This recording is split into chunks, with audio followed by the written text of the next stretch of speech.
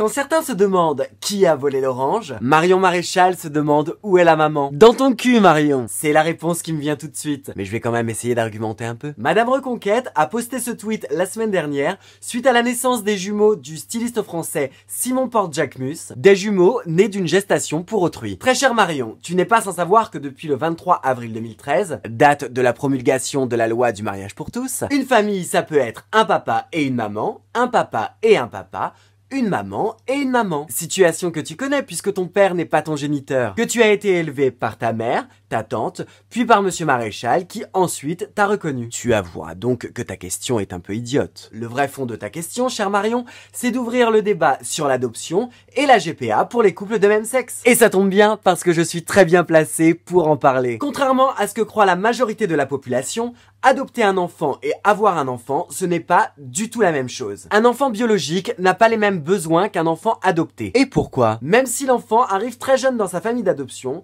il portera en lui un traumatisme toute sa vie, celui de l'abandon. Et l'enfant a besoin de soins particuliers pour retrouver une sécurité affective et émotionnelle. Je vous passe également ceux qui ont subi des violences intra- et extra-utérines. De plus, les parents comme moi qui sont passés par ce processus doivent littéralement se mettre à poil devant les services sociaux. Je vous passe les 5 ou 6 ans d'attente avec l'éventualité que cet enfant n'arrive jamais et la lenteur de la justice avant que l'adoption plénière soit prononcée. Voilà pourquoi des couples se ruinent et traversent l'Atlantique pour avoir des enfants. Parce qu'ils ne se sentent pas les capacités et l'envie d'élever un enfant qui aura besoin de soins particuliers, parce qu'ils ne se sentent pas d'affronter toutes ces démarches sociales. Mais leur désir d'enfant est pourtant plus fort que tout. Être un couple homoparental, Marion, c'est garder la tête haute quand tu balades ton enfant en poussette. C'est dire aux autres parents de la crèche que non, ce n'est pas toi qui as animé l'atelier jardinage, mais ton mari. En restant le plus naturel possible quand tu vois le regard surpris de ton interlocuteur. C'est être sans arrêt sur ses gardes dans l'espace public pour être sûr que tu es dans une safe place avec ton enfant. Être parent homosexuel, Marion, c'est se mettre 2 fois plus la pression